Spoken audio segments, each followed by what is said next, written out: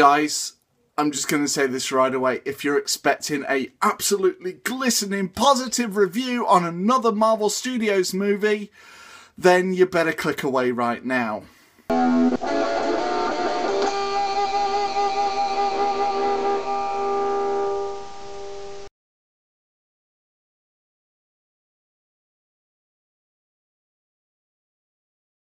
Thor Ragnarok, directed by Taika Waititi, starring Chris Hemsworth, Tom Hiddleston, Cate Blanchett, Idris Elba, Jeff Goldblum, Tessa Thompson, Carl Urban, Mark Ruffalo and Anthony Hopkins.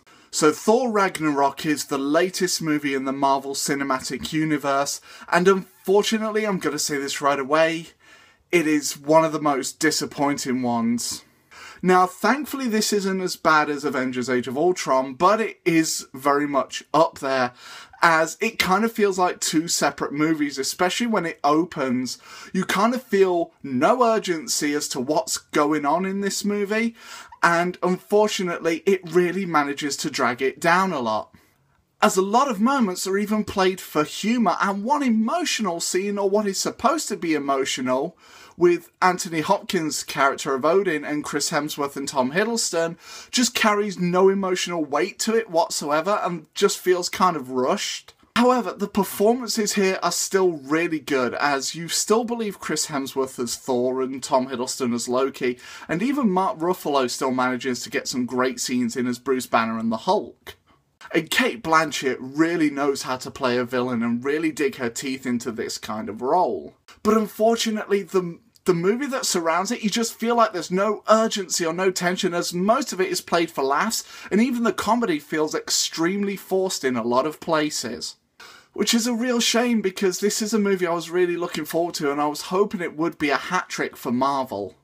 Now, that's not to say this movie is a complete write-off, as there are very good moments and elements, such as the visual style is extremely stunning and is a visual eye candy all throughout this movie.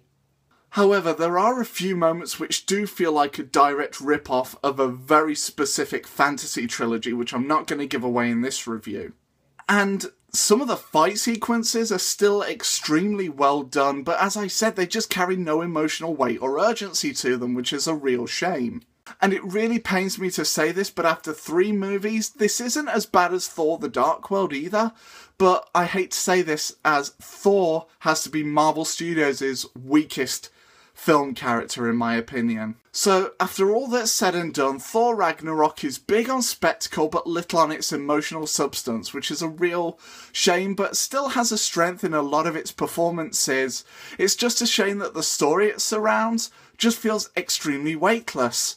My final verdict is a 6.5 out of 10. Thanks for watching this, guys, as always. Now it's over to you, so feel free to comment below and tell me what your thoughts are on Thor Ragnarok. And as always, guys, if you are new to my channel, feel free to click here to see more and subscribe, as I do make new videos as often as I can. And don't forget to click that bell so that you're always notified of whenever a future video is posted.